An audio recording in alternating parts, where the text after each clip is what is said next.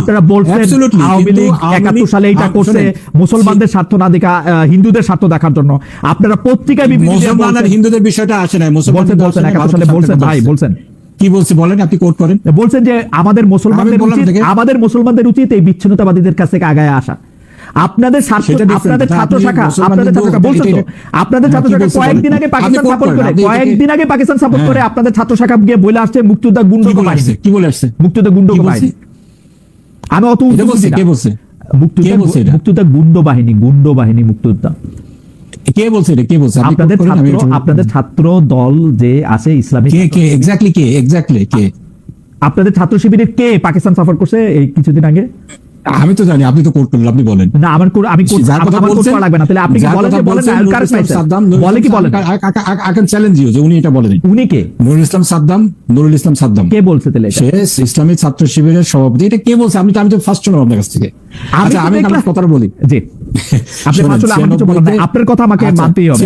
আচ্ছা শুনেন, 96 আমরা 80-র দশকে বিএনপির সাথে মিলে, বিএনপি এবং আওয়ামী লীগের সাথে মিলে একসাথে বিরুদ্ধে যুগপৎ আন্দোলন করেছি। আমরা কখনোই বলি না এটা আদর্শিক কিংবা আদর্শিক না। আমাদের লক্ষ্য ছিল স্বৈরাচারের পতন, কেয়ারটেকার গভর্নমেন্টের প্রতিষ্ঠা। That was established. এবং আপনার 90 ওই যে বাবুল ভাই বললেন যে এরপর 86-তে আবার নির্বাচনে উঠেছে। আমি বলি বাবুল ভাই, আপনার বলার সময় উনি বলেন নাই। আচ্ছা, আর বলি শেষ করি। আপনার আমরা 90-এর দশকে 86টা পার হয়ে আসে ডক্টর মোমেন। 86তে ইলেকশনে যে গেলেন, 86তে ইলেকশনে গিয়েছে, আমরা তো মানা করিনি। 86তে সবার ইলেকশনে যাওয়ার কথা ছিল, অ্যাজ পার্ট অফ দা। ইলেকশনে যাওয়া ভুল হয়েছে নাকি ইলেকশনে পার্ট নেওয়াটা ঠিক হয়েছে? ইলেকশনে যাওয়াটা আমি বলবো না ভুল হয়েছে, কারণ আপনারা আওয়ামী লীগ ঠিক ছিলেন, বিএনপি ভুল ছিল।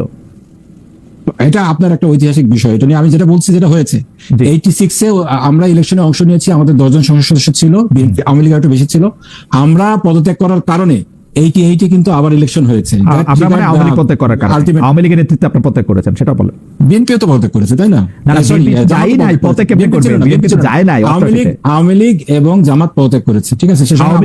জামাত পদত্যাগ করেছে। আচ্ছা, আমরা কি তখন আওয়ামী লীগ নেতৃত্বের কোনো অ্যালায়েন্সের সদস্য ছিলাম? আওয়ামী লীগ সংসদের নেতা ছিল। আপনার সে সময় 3 দলীয় জোট, তিনটা জোট ছিল। একটা ছিল বিএনপির, একটা ছিল আওয়ামী লীগের, আরেকটা ছিল আরেকটা বলে রাস্তা সংসদে। তো আমাদের সাথে আওয়ামী লীগের কোনো জোট ছিল না। আমাদের সংসদীয় দল ছিল, আওয়ামী লীগের আলাদা সংসদীয় দল। দুইটা ওয়াকআউট আপনারা একসাথে করছেন। হ্যাঁ, করছে একসাথে। বিরোধী দল তো একসাথে করতেই পারে। আমরা করতেছি, সেই ব্র্যাকেটেই বলতেছি। এটা কোনো জোট ছিল না, কোনো আদর্শিক কিছুই ছিল না। এরপরে আমরা বিএনপির যে দ্বিচারিতার কথা আমি বলছিলাম, আপনি দেখেন 90-এর দশকে আমরা আন্দোলন করেছি, এটা ওনারা মেনশন করছেন। আবার একই সাথে কি দাবিতে আন্দোলন করেছি এটা কিন্তু বলে না।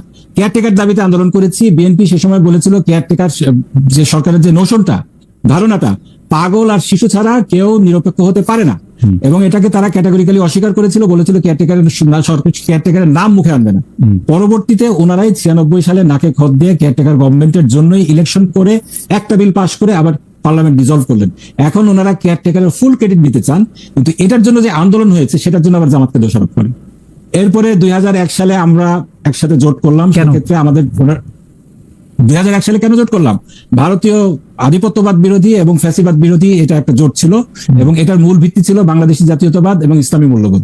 আমরা মনে করেছিলাম ভারতীয় আধিপত্য রক্ষা করতে হয়, তাহলে আমি আপনাকে একটু স্মরণ করাই দিই। আপনারা ভারতীয় আধিপত্যবাদ যদি জোটের বিষয় থাকে, ক্ষমতায় নেওয়ার 1 মাসের মধ্যে সাইফুর রহমান বিবিআনার গ্যাস আর ইয়ার গ্যাস দিল্লিতে পুরোটা রপ্তানি করতে চাইছে, বলছে মাটির নিচে গ্যাস রেখা লাভ কি?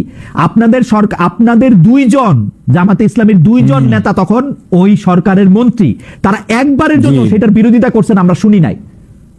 আপনারা তো শুনবেন না। সেই সময় আমরা বিরোধিতা করেছিলাম, হয় নাই শেখ হাসিনার জন্য, হয় নাই বাম দলগুলির জন্য। ভাই খালেদ ভাই, রপ্তানি করে নাই বিএনপির সরকার, আর ক্রেডিটটা দিলেন আপনি আওয়ামী লীগকে। না, এটা কি ফেয়ার হলো? কারণ হচ্ছে যে আওয়ামী লীগের নেতৃত্বে এবং গণতান্ত্রিক অন্য ঐক্য, এই যে আজকে জুনায়েদ সাকি, ওদের নেতৃত্বে সেটা আটকানো হয়েছিল। শেখ হাসিনা বলছিল যে ভারতে গ্যাস যাওয়ার আগে আবার রক্ত যাবে। এটা মিসকনস্ট্রাকশন। এটা কোথায় মিসকনস্ট্রাকশন ভাই? আপনি বলেন সাইফুর রহমান বলছিল, আপনি আমাকে বলেন সাইফুর রহমান বলছিল কিনা মাটির নিচে গ্যাস রেখা লাভ কি আমরা ভারতে এটা পাঠাবো? সাইফুর রহমান অবশ্যই বলেছিল, আমরা বিরোধিতা করেছিলাম ভিতরের থেকে। না, কোনো বিরোধিতা সংসদে করেন নাই। ডক্টর মোমেন আপনি বোধহয় বিদেশে ছিলেন। না, আমি বিদেশে ছিলাম না।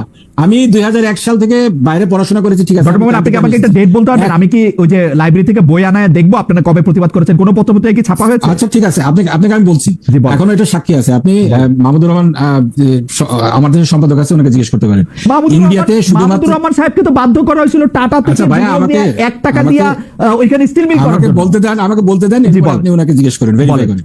সেই সময় শুধু গ্যাস রপ্তানি না, অনেক বিষয়ের ক্ষেত্রে ইন্ডিয়ার পক্ষে বিএনপির মধ্যে লবিং ছিল। আপনারা জানেন, আমি নাম বলতে পারি কিন্তু নাম বলছি না, আমাকে শেষ করতে দেন, 1 মিনিট বলতে দেন আমাকে। জি। সেই সময় আপনার ইন্ডিয়ার টাটা কোম্পানি তাদেরকে গ্যাস সাপ্লাইয়ের গ্যারান্টি দিয়ে বাংলাদেশে কারখানা করার জন্য একটা লবিং চলছিল। আমার শহীদ পিতা মৌলানা মতিউর রহমান নিজামী, আমি চ্যালেঞ্জ দিয়ে বলতে পারি, সেই সময় ওনাকে বলা হয়েছিল এটা যদি আপনারা কনসেন্ট না দেন তাহলে তো সবাই বলবে আপনাদের কারণে এটা হলো না। তারপরে তিনি কনসেন্ট দেয় নাই, বলছেন যে বাংলাদেশের গ্যাসের ডক্টর মোমেন, আমি একটা কথা বলি। কোম্পানিকে দেওয়া ডক্টর মোমেন, আমি একটা কথা বলি। এই টাটার স্টিল মিলের জন্য গ্যাস দেওয়ার জন্য তখন উনি জ্বালানি উপমন্ত্রী মাহমুদুর রহমান সাহেব আমাদেরকে সংবাদ সম্মেলনটাকে কথা বলছেন তিনি। আমি রিপোর্টার হিসাবে উনার সংবাদ সম্মেলন কভার করছি তো। মাহমুদুর রহমান সাহেব বলছেন যে কেন টাটার গ্যাস দিতে হবে। এখানে মধ্যে মতিউর রহমান নিজামী সাহেব যদি কোন ধরনের বিপক্ষে কথা বললে থাকতেন, ট্রাস্ট ইউ মি, আমরা এটা সবার আগে জানতাম। বিকজ আমরা আপনাকে আমি চ্যালেঞ্জ দিলাম, আপনি মাহমুদুর রহমান সাহেবকে আনেন, আমাকে আনেন, আমি জিজ্ঞেস করবো ওনাকে এই কথা উনি বলছিলেন কিনা। মাহমুদুর রহমান সাহেব যে এই কথা বলছিলেন, আমার নিজের মুখে শোনা। কে বলছিল? কে কাকে বলছিল আপনি বলেন তো? এটা মাহমুদুর রহমান সাহেব, মাহমুদুর রহমান সাহেব মতিউর রহমান নিজামী সাহেবকে বলছিলেন? না, আমি তো সেটা বলি নাই।